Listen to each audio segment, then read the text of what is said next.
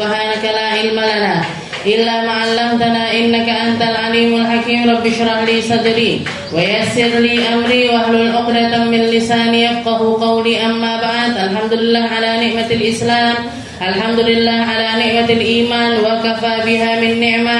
Alhamdulillah, segala puji bagi Allah Subhanahu wa Ta'ala yang menetapkan Islam serta iman di dalam sanubari kita sehingga kita tetap diistiqomahkan untuk menjadi hamba-hamba yang dapat rezeki-rezeki macam-macam, baik itu rezeki yang bisa kita rasakan dengan panca indera kita ataupun rezeki-rezeki batin, rezeki-rezeki hati, hadiah-hadiah hati, anugerah-anugerah hati yang senantiasa Allah Subhanahu wa Ta'ala tebarkan kepada mereka-mereka yang khusus, kepada mereka-mereka yang ada tanda-tanda kebaikan di dalamnya, kepada hamba-hamba yang di dalam dirinya Allah Ta'ala punya keinginan untuk meluruskan mereka, untuk menunjukkan cahayanya, untuk meluaskan fikirannya, sehingga mereka semuanya menjadi hamba-hamba yang layak untuk hidup di atas muka bumi ini dengan baik. Sebagaimana para ulama kita menamakan satu doa ini dengan doa sapu jagat, Rabbana atina fid dunya hasanah wa fil akhirati hasanah wa qina adzabannar. Ini para orang tua-tua kita dulu, orang-orang sepuh-sepuh kita dulu ngasih nama doa ini dengan doa sapu jagat. Jangan pernah dengar nama mboten?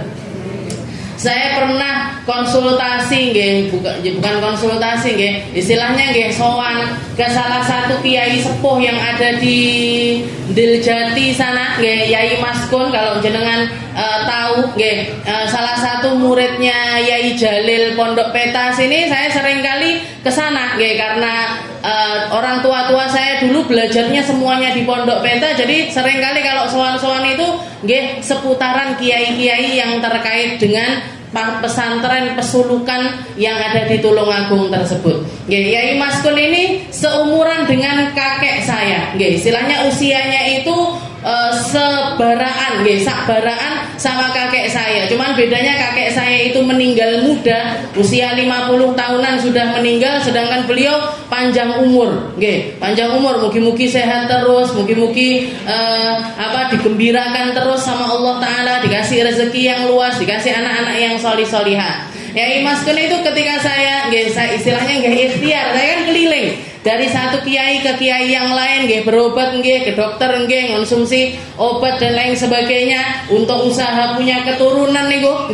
Salah satu hal yang beliau ajarkan kepada saya, nak, bacaan doa sapu jagat sebanyak mungkin. Nopo yi sapu jagat? Siap, apa itu ya sapu jagat? Beliau ketawa sambil nunjuk bibi saya sama umi saya. Deloken bocah saiki ora ngerti doa sapu jagat. Bocah saiki ndak ngerti doa sapu jagat itu apa. Apa ini doa sapu jagat? Rabbana atina fid dunya hasanah wa fil akhirati hasanah wa qina adzabannar. Kenapa kok dibilang begitu? Katanya beliau karena satu doa, misalkan orang nggak ngerti doa apapun, yang ditahu cuma satu doa ini, yang penting dia memahaminya, ngerti maknanya, punya tujuan di dalamnya, sudah lebih dari cukup. Sudah lebih dari cukup. Jenengan nggak apal donga apa ae, mau makan tak baca Rabbana atina, mau tidur tak baca Rabbana atina, mau kamar mandi Rabbana atina, silahkan.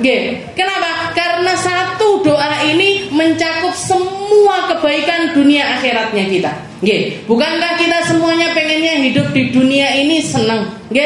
Jangan hidup di dunia ini pengennya senang terus, punya hati yang gembira, punya hati yang plong, punya hati yang lapang. Apa pengennya hatinya sempit, galau, gusar, khawatir, seperti itu.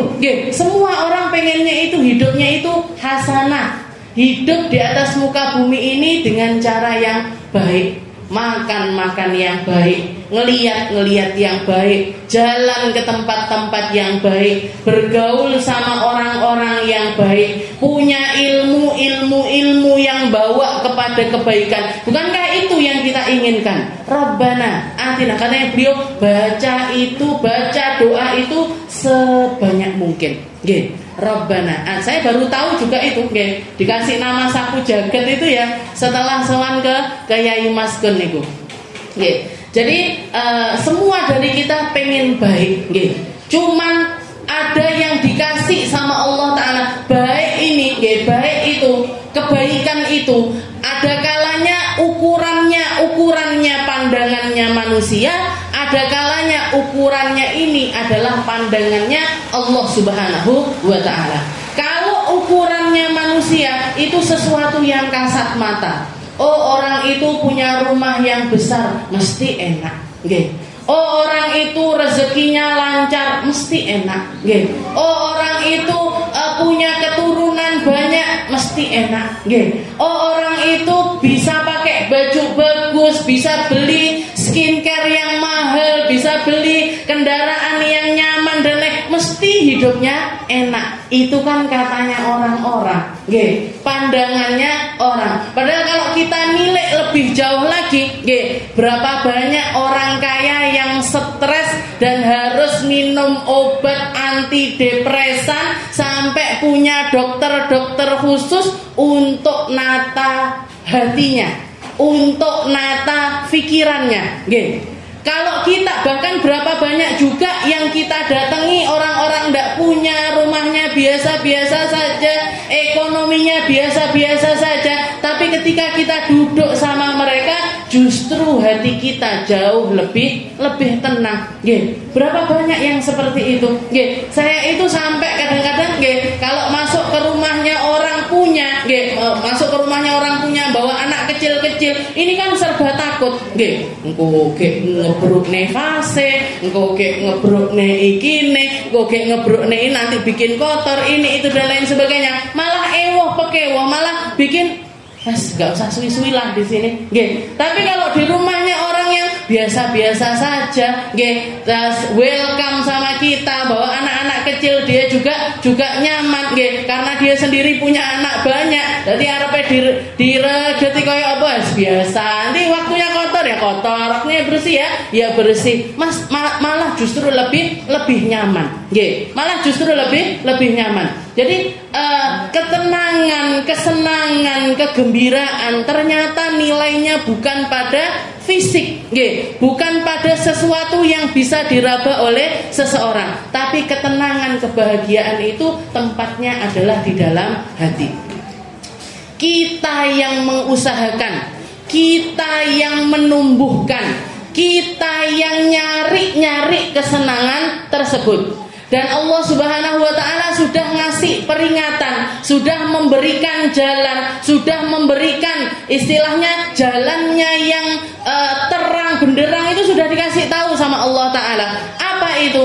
Wa may ya'mal salihan min dzakarin wa untha wa huwa mu'minun falanuhyiyannahu hayatan thayyibah. Kalian pengen hidup enak, pengen hidup nyaman, pengen hidup tentram, cuman dua syaratnya. Apa itu? Iman dan beramal soleh. Jangan jadi orang iman, jadi orang yang percaya kepada Allah Subhanahu wa Ta'ala. Setelah itu menetapi iman tersebut dengan cara beramal soleh sebanyak-banyaknya. Itu adalah jalannya kesenangan. Itu yang namanya hasanah beneran, itu seperti itu. Kalau kita punya hartanya bisa dipakai melakukan kebaikan. Kalau kita punya rumahnya bisa dipakai untuk kebaikan. Di dalamnya ada bacaan Al-Quran, di dalamnya ada sholat berjamaah, di dalamnya ada komunikasi yang indah, di dalamnya ada kegembiraan yang dihadirkan oleh setiap personal yang ada di dalam rumah tersebut. Bapak betah di rumah, istrinya betah di rumah, anak-anaknya betah di rumah. Ini rumah yang gembira, ini rumah yang landasannya iman dan juga amal soleh kepada Allah Subhanahu wa Ta'ala. Ketimbang orang punya rumah gede banget, gede banget.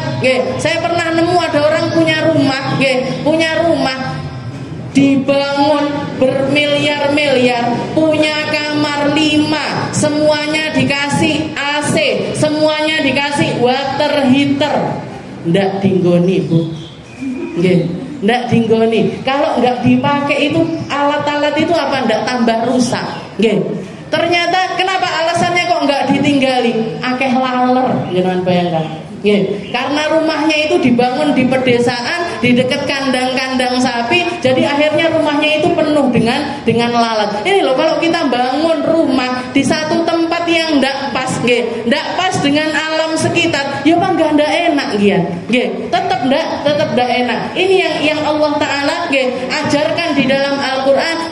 Kalau kamu bangun rumah, landasannya iman. Kalau kamu meluaskan rumah, landasannya iman. Kalau kamu didik anak-anak, landasannya iman. Kalau kamu berteman, ngobrol, dan juga duduk-duduk, landasannya iman. Kalau kamu kerja dengan landasan iman. Falanuhyiyannahu hayatan thayyibah. Kamu akan dikasih sama Allah Ta'ala nikmatnya iman di dalam hal tersebut, dan juga nikmatnya beramal soleh dengan benda-benda ataupun barang-barang ataupun komunitas-komunitas tersebut. Cuman itu. Dan orang yang paling cerdas adalah orang yang paling iman, yang paling tinggi keimanannya kepada Allah Subhanahu wa Ta'ala, dan juga yang paling pinter di dalam mencari peluang-peluang amal soleh di dalam apa yang ada di dalam genggamannya. Kalau yang dipunya anak-anaknya diinvestasikan untuk akhirat. Kalau punya perusahaannya dibangun, landasannya iman, dipakai untuk dukung perkara-perkara yang menjadi hal-hal yang diridhoi oleh Allah Subhanahu wa Ta'ala. Cuman itu, lek mboten, kalau enggak, bahkan sekedar untuk menikmatinya pun kita tidak akan mampu. Kalau tidak berlandaskan iman dan juga amal soleh, muspro kabeh, istilahnya tidak berguna semuanya. Harta tidak akan ada gunanya kalau tidak kita pakai di dalam keimanan dan juga amal soleh. Anak-anak bahkan tidak akan ada gunanya kalau tidak kita didik iman dan juga amal soleh di dalam diri anak-anak tersebut. Tidak akan jadi anak-anak yang bisa nyenengkan kita, gembirakan kita. Dunia aja tidak bisa, apalagi akhirat. Dunia aja tidak bisa. Berapa banyak anak-anak yang disekolahkan sampai titelnya depan belakang, profesor, doktor, nana belakang, 2, 3 dan lain sebagainya. Tapi sekedar ditelepon sama orang tuanya untuk pulang ke rumah, tidak pernah sempat, tidak pernah bisa, tidak pernah bisa. Saya kemarin waktu datang ke Al-Bahjah, hadir maulid di sana, ada salah satu ustadzah di sana yang menceritakan kisahnya orang Jakarta, ada orang Jakarta kaya raya. Jadi ibunya turunannya orang kaya, bapaknya turunannya orang kaya, anaknya ini disekolahkan, punya anak satu, anak tunggal laki-laki, disekolahkan sampai tutup, sampai jadi orang sukses dan lain sebagainya. Ibunya setiap minggunya itu nelpon, nak, ibu dengar kamu beli rumah baru. Ibu dengar dari siapa? Dari tetangga. Ibu dengar dari tetangga. Iya Bu, saya baru beli rumah baru. Nelpon lagi, nak, katanya kamu beli peliharaan baru. Ibu tahu dari mana? Dari tetangga. Tak mandikan setiap hari, tak kasih makan makanan yang mahal ini itu dan lain sebagainya. Akhir hayatnya ibunya itu mengatakan, nak, seandainya ibu jadi peliharaanmu di rumah, jadi kamu tengok setiap hari, kamu kasih makan setiap hari, bisa mandang wajahmu setiap hari, ibu bisa mandang cucu-cucunya ibu setiap hari. Nak, kapan kamu mau nengok ibu? Lebih dari 10 tahun tidak pernah nengok ibunya sampai ibunya meninggal dunia. Sampai ibunya meninggal dunia sendirian di rumahnya yang luar biasa besar.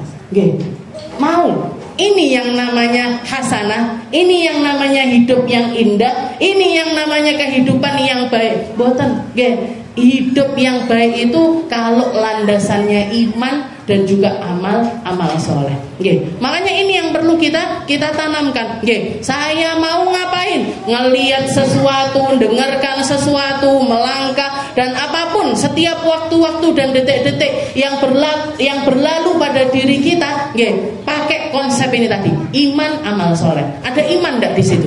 Ada amal soleh enggak di situ? Kalau iya tak langkauni. Kalau enggak ada tinggalkan. Nggih.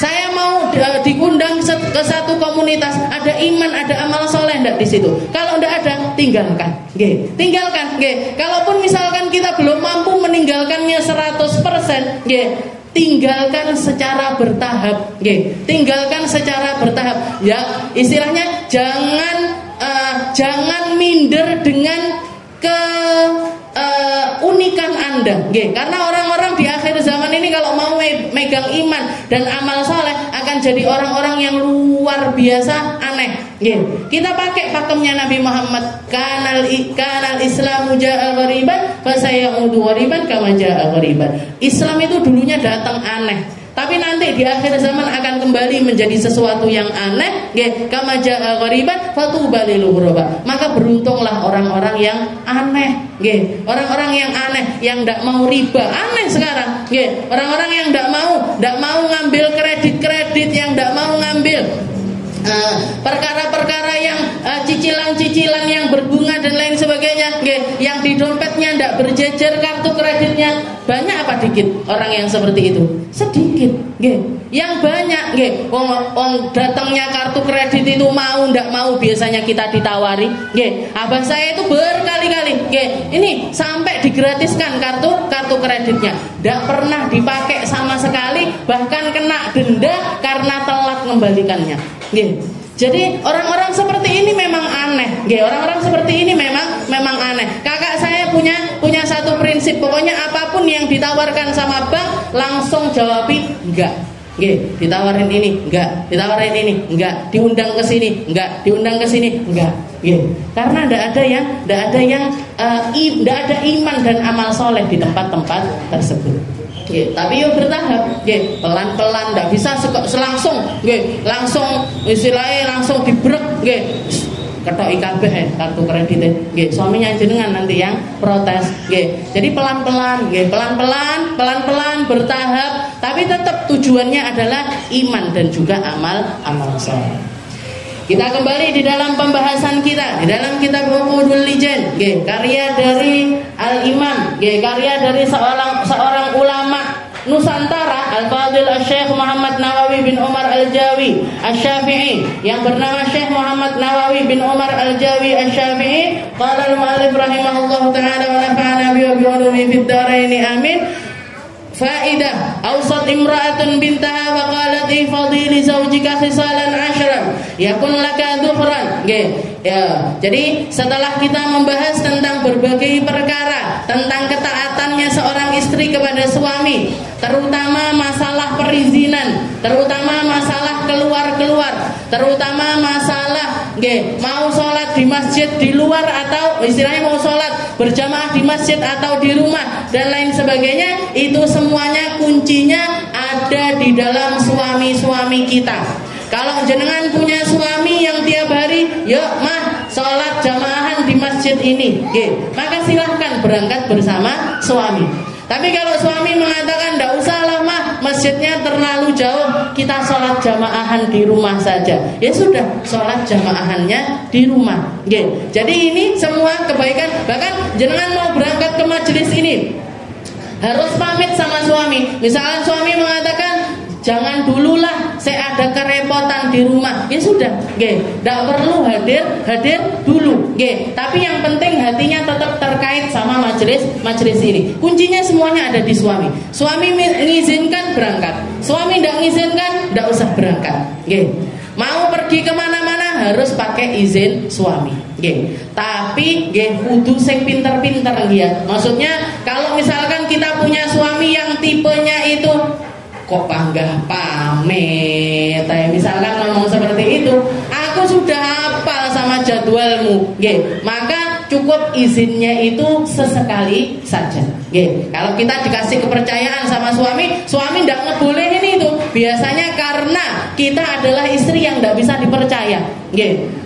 Pamite ngaji, nggih. Bar ngaji ternyata jadwal schedule setelahnya ini panjang sih ya. Nggih. Ngafe neng kene, bakso neng kene, nggih. Ini kesini, dolan neng omahe koncone sing iki, nggih. Takziah kesini atau ngingu orang sakit di sini dan lain sebagainya. Nah, ini jadwalnya panjang. Nah, ini biasanya kalau kita tidak jujur terhadap hal-hal yang seperti itu, yang bikin suami ini nggih, ngeluarkan SK-nya nggih jadinya sulit, nggih. Surat keterangan nggih, nggih, surat keterangan. Surat izin keterangannya itu akhirnya sulit keluarnya. Tapi kalau misalkan kita jadi istri yang amanah, berangkat ngaji, yo memang benar-benar ngaji. Kalau memang mau ditambahi dengan schedule yang lain itu tadi, ada arisan, ada ini dan lain, pamit juga, ya aku tak pisan ya belanja, tak pisan ya ngingu orang sakit, tak pisan ya takziah ini dan lain sebagainya, maka insya Allah suami kita tidak akan sulit di dalam hal tersebut. Apalagi kalau ngelihat perubahannya ke positif. Bojoku bar ngaji tambah senyum-senyumnya tambah indah, kata-katanya tambah bagus, rayuan-rayuannya tambah maut. Enggak cuman diizinkan jenengan wis kono-kono melo sada minat sana ikut sekalian, kelilingnya kemana, jadwalnya kemana, silahkan. Jadi pinter-pinternya kita. Jadi istri itu pinter-pinternya kita. Informasi yang kita sampaikan ke suami gimana, bagaimana, seperti apa, itu terserah kita.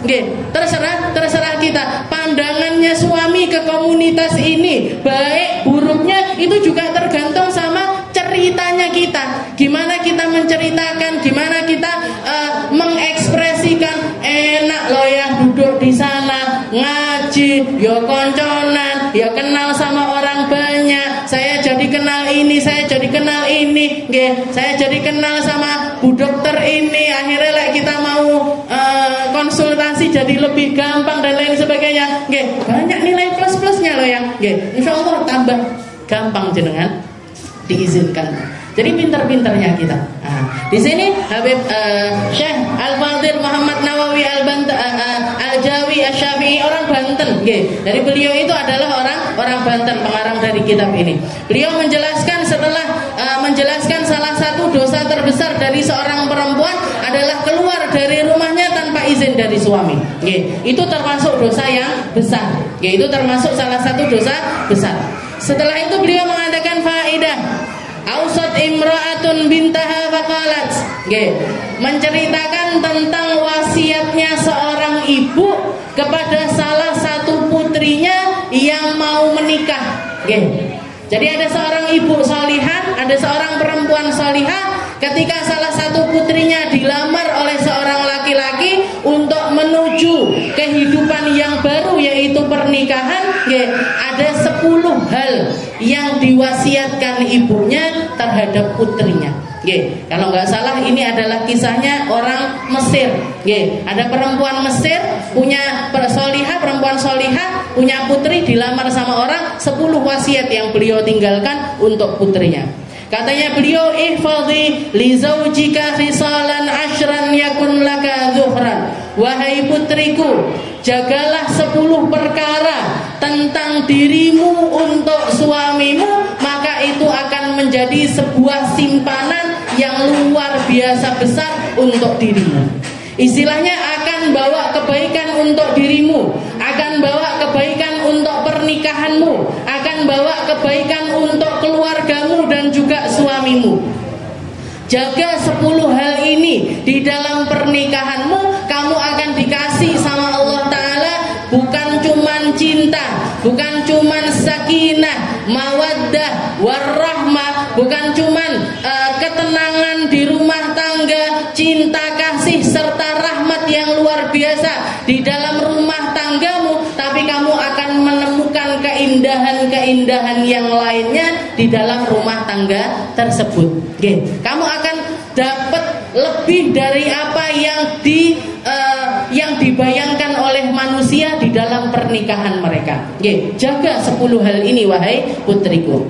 Al-ula wa tsaniyah al-qanaah wa husnus sama' lahu wa ta'ah. Yang pertama dan yang kedua, nggih. Yang pertama dan yang kedua al-qanaah, nggih. Yang rimo nak sama apapun keadaan suamimu. Nggih. Gampang sulitnya suamimu, luas sempitnya rumah suamimu, apapun keadaan yang sedang dimiliki oleh suamimu, jadilah seorang perempuan yang nerimo. Qanaah itu, qanaah itu nerimo dengan keadaan bagaimanapun yang akan kamu saksikan ke depannya. Kalau kamu dikasih rumah yang luas, alhamdulillah. Kalau kamu dikasih rumah yang sempit, sabar dulu. Kalau kamu dikasih ekonomi yang gampang, suamimu sudah mapan, sudah punya kerjaan, sudah punya penghasilan, maka alhamdulillah. Kalau masih belum punya, sabar dulu.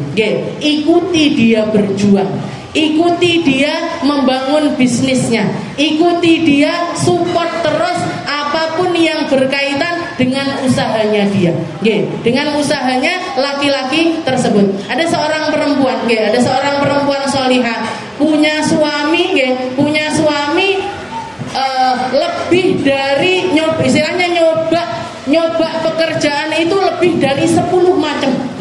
Jadi misalkan kalau kita bayangkan orang Indonesia gitu, pernah jualan bakso bangkrut, pernah jualan baju bangkrut, pernah jualan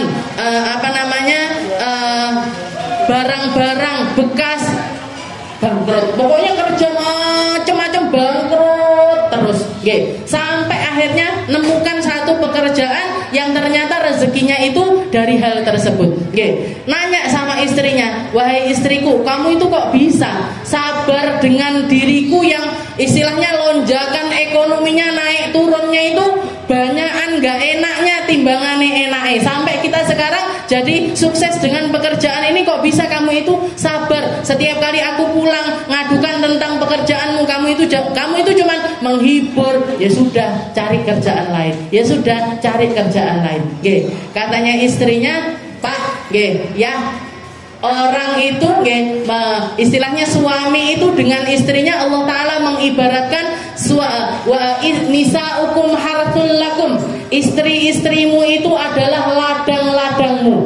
Istrimu itu adalah tempat kamu menanam sesuatu. Saya menjadi istilahnya Allah Ta'ala menjanjikan rezeki setelah seseorang itu menikah. Tapi petani, ada kalanya petani itu ketika nanam di satu tanah ternyata tidak keluar, tidak menghasilkan. Nanam lagi di satu tempat, tidak menghasilkan. Nanam lagi di satu tempat, tidak menghasilkan. Sampai akhirnya ketemu tanah yang pas, cara ngairinnya pas, tanaman dan juga pupuknya yang ditaruh di situ pas, maka baru akan menghasilkan. Ini bukan berarti istrinya yang diganti-ganti, bukan. Tapi ketika suami itu nanam di satu tempat kok belum pas, maka pasti ada tempat yang pas untuk dia menghasilkan. Saya tinggal nunggu aja, nanti di tempat mana jenengan itu ditaruh sama Allah Ta'ala. Rezeki tempat mana yang akan jadi tempatnya jenengan itu, jalan rezeki yang dikasihkan sama Allah Subhanahu wa Ta'ala. Itu kata-katanya perempuan tersebut. Jadi kalau jenengan punya suami lagi terpuruk ekonominya, jangan malah ditinggal.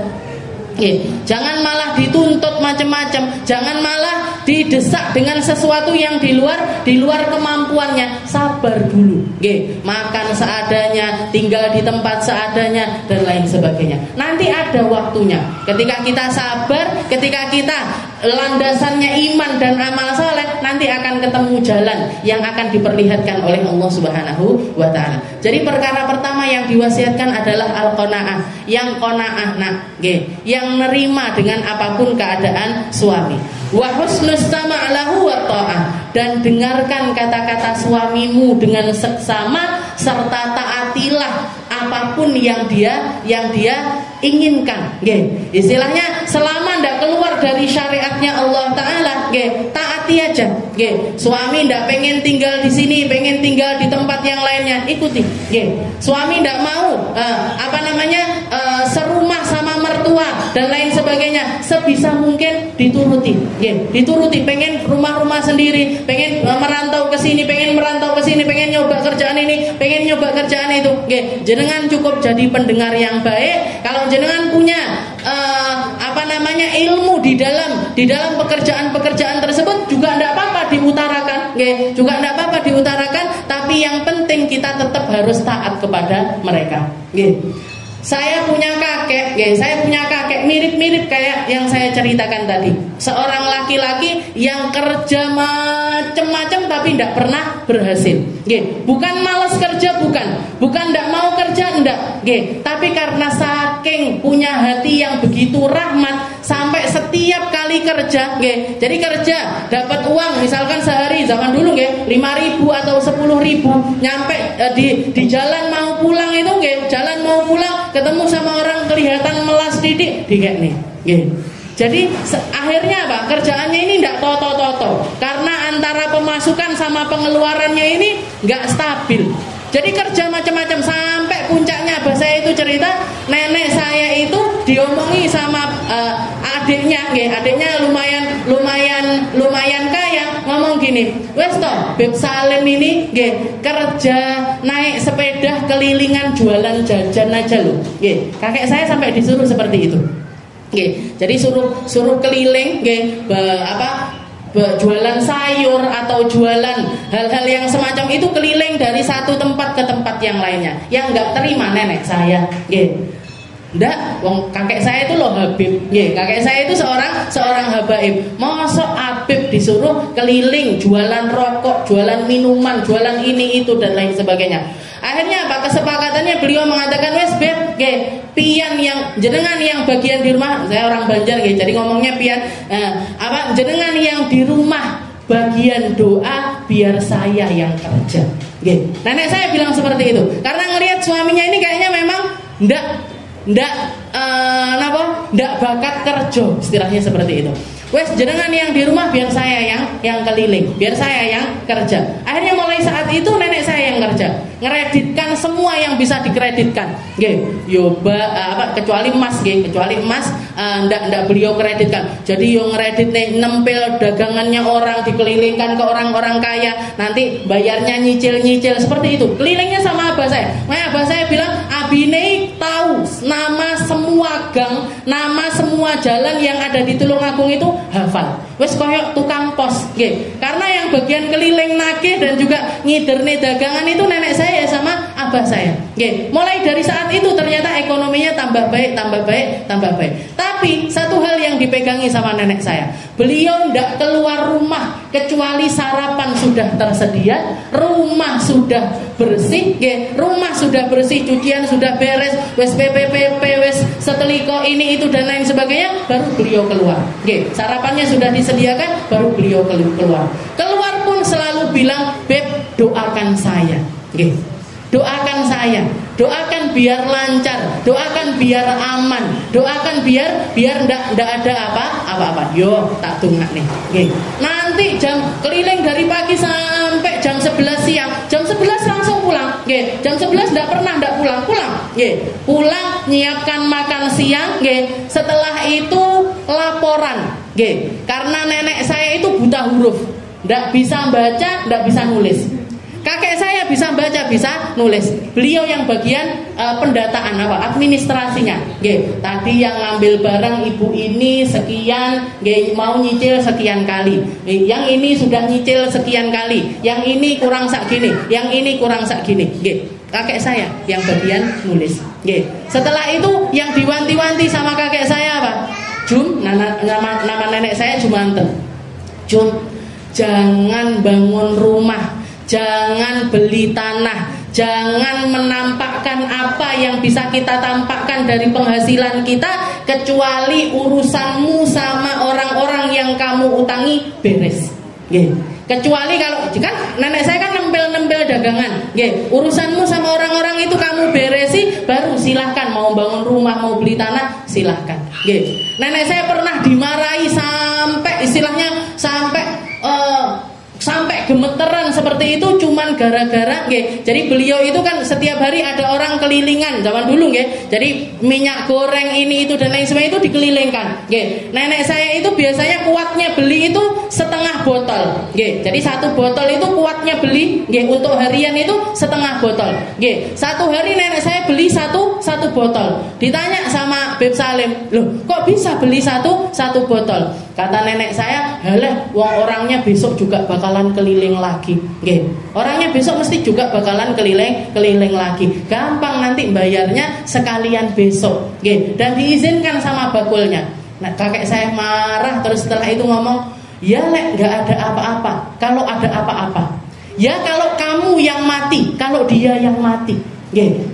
Kalau misalkan pedagang itu mati, terus anak-anaknya ndak ngerti, ndak diceritani, ndak diomongi. Kalau kita pernah punya utang setengah botol minyak, kamu mau bayar caranya gimana?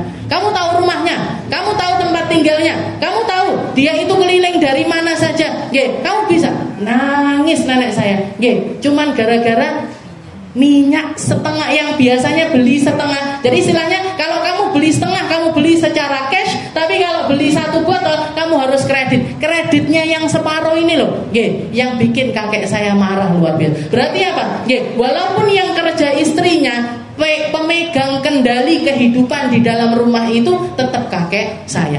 Tetap dihormati, tetap ditinggikan, tetap dijadikan panutan, tetap dijadikan orang yang paling kata-katanya menjadi kata-kata mutlak di dalam rumah tangga tersebut. Berapa banyak orang sekarang, perempuan-perempuan sekarang yang kerja, merasa gajinya lebih tinggi, pendapatannya lebih tinggi, akhirnya ndak respect sama suaminya. Halah, mek duwe-duwe sakmene ae. Halah, cuman begini.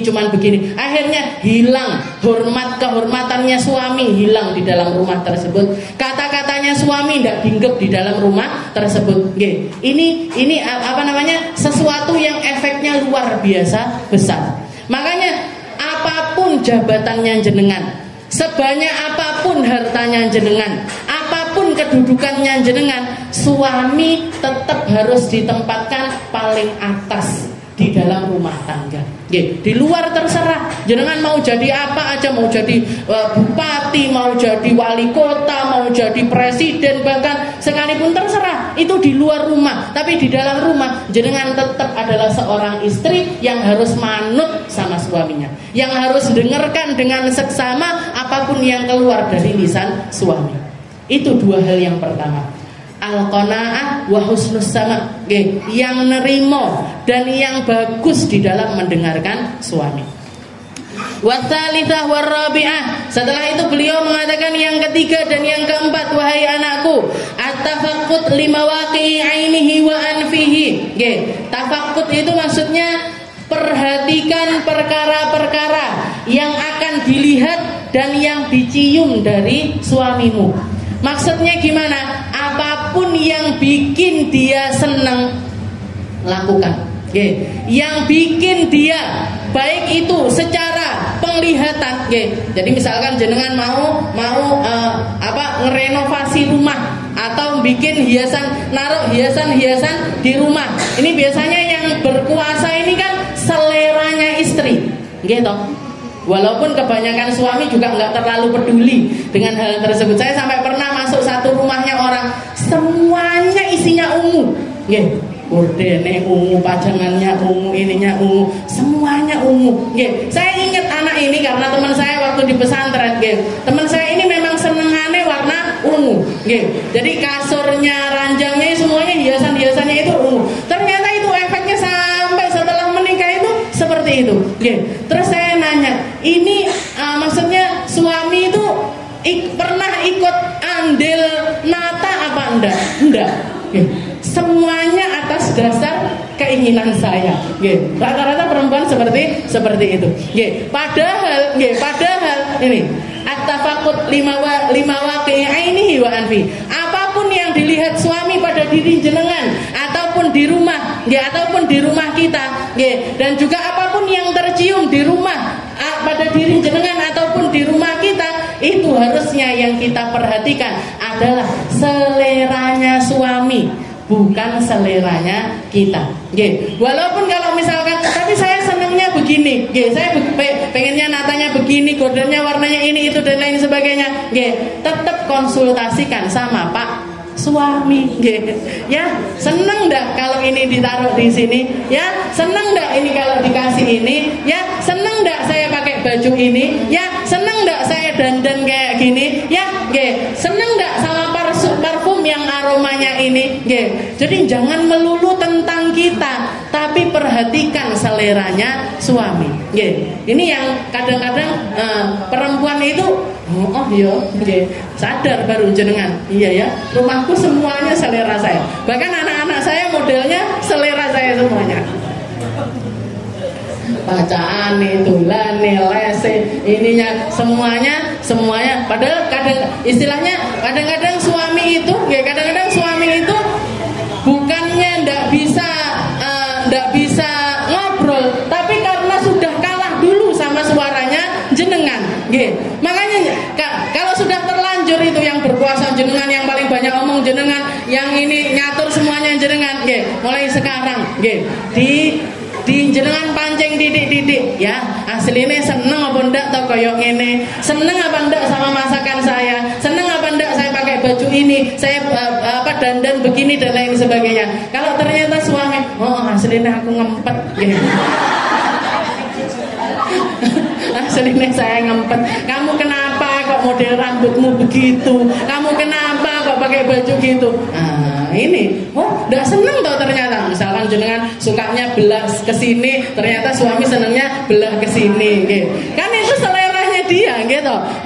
Jadi walaupun banyak orang mengatakan, tapi saya melakukan ini karena orang sekarang, orang sekarang itu, ya saya kan melakukannya untuk diri saya sendiri, self reward untuk diri saya sendiri dan lain sebagainya. Iya, silahkan. Tapi ketahuilah kalau jenengan posisinya masih sebagai seorang istri, hubungan rumah tangga ini adalah sesuatu yang harus diperjuangkan. Apa yang jadi kesenangannya dia kita harus tahu, apa yang jadi seleranya dia kita juga harus tahu, apa yang jadi unek-unek yang ada di dalam hatinya dia, harusnya sebagaimana kita mampu meluapkannya di rumah kita, dia pun juga harusnya dikasih ruang untuk meluapkan hal itu di dalam rumah. Jangan cuman tentang kita. Ini mungkin yang bikin Pak suami itu lebih seneng ngopi di luar ketimbang ngopi di rumah. Lah semuanya, setiap sudut rumah ini kekuasaannya kita. Dapur kekuasaannya kita, kamar kekuasaannya kita, kamar mandi kekuasaannya kita, TV remote yang megang jenengan. Sakne Bu, mesane bapak-bapak itu. Kasih ruang di rumah, kasih kegembiraan di rumah. Guru saya Ustaz Segep itu sampai bilang, kalau suamimu suka karaoke, suka nyanyi, suka suka sama lagu-lagu semacam itu, yang penting tidak sampai di luar batas. Daripada dia karaoke di luar, cepatno karaoke di rumah. Beli TV yang besar, bikin salon yang enak, nyanyi berdua sama suamimu, ketimbang suamimu nyanyi sama orang lain di luar. Jadi rumah, ini at-tafaqqud lima waqi'i ainihi wa anfi. Masalah penciuman mereka dan masalah pandangan mereka ini kita juga harus ikut andil di dalam menjaga hal tersebut. Di dalam menjaga hal tersebut. Ya itu tadi, kembali lagi, jangan cuman tentang selera kita, tapi tentang selera kita berdua. Tentang jenengan dan juga suami. Fala taqa'ainuhu minka ala qabih wa la yashummu anfuhu minka illa tibur rih. Jangan sampai dia melihat pada dirimu yang buruk-buruk, jangan sampai dia nyium sesuatu yang buruk dari dirimu, yang ndak enak. Jangan setiap kali suami nyampe rumah ambune bawang, brambang, lombok terus seperti itu. Jenengan kan sudah hafal, Oh, jadwalnya suami datang jam sekian, saya tak mandi 1 jam sebelumnya, habis itu pakai baju ganti, ya baju yang dipakai masak ini tadi, walaupun baju kebesarannya istri itu memang adalah daster, ganti daster yang lain, jangan daster yang dipakai masak dipakai juga untuk tidur, jangan sama ini. Jadi jangan sampai dia melihat sesuatu yang buruk pada dirimu, jangan juga sampai mencium sesuatu yang buruk pada dirimu. Apa nih bojone teko pas maskeran hitam bisa, ini gendruwo dari mana masuk rumah saya, padahal kalau lihat mantan, oh hidupnya 7 lapis, ininya sampai, bedaknya sampai ditulit, niku keluar. Jadi kalau keluar rumah kondangan, guru saya sampai bilang seperti itu, ya Allah, masya Allah orang Indonesia. Apalagi kalau jenengan tahu, mantannya orang Arab, luar biasa. Yang hadir kondangan sama mantannya meh mirip, ngundang MUA pakai baju, sampai saya punya saudara di Pasuruan niku, bajunya sak lemari niku, baju-baju bagus. Ketika saya tanya, ini baju ini buat apa? Buat lihat mantan. Setiap ada mantan, meskipun bukan keluarganya, ndandakne kelambi, Bu. Jangan bayangkan. Ini orang-orang Arab itu. Jadi guru saya sampai bilang, ya Allah, masya Allah orang-orang Indonesia ini. Masya Allahnya itu kutipannya nggak bagus, tapi kalau hadir kondangan kayak bidadari semuanya. Begitu nyampe rumah wis kayak gendruwo kabeh. Dasternya jebol-jebol, masker hitam ini itu dan lain sebagainya. Ya Allah. Jadi itu yang ketiga dan juga yang keempat. Atafaqqud lima waqi'aini wa anfi. Masalah pandangan dan juga penciuman mereka. Wal khamisah wasadisah, yang kelima dan yang keenam, atafaqqud li waqti ta'amihi wa manamih. Kamu harus merhatikan masalah makannya mereka, bukan mereka, masalah makannya suamimu dan juga tidurnya suamimu. Jadi itu satu komunikasi yang ndak boleh sampai ndak. Yang ndak boleh sampai tidak jenengan perhatikan. Sarapannya mereka, kalau mereka orang yang terbiasa di rumahnya, di keluarganya dulu biasa, saya biasanya sarapannya itu cuman roti, ya sudah sediakan roti. Kalau saya ini orang Jawa banget, isuk kudu sego pecel, ya sudah belikan atau bikinkan nasi pecel. Jadi masalah makannya mereka, masalah makannya mereka dan masalah tidurnya mereka. Malam, jadi jangan pagi, siang, malam itu paling enggak ada komunikasi. Kalau misalkan suaminya jenengan kerja dari pagi sampai sore, itu jadikan bahan obrolan. Ya tadi makan siang di mana, makan siang pakai apa dan lain sebagainya. Jadi komunikasi masalah makan sama masalah tidur itu enggak boleh sampai tidak, enggak boleh sampai tidak kita perhatikan.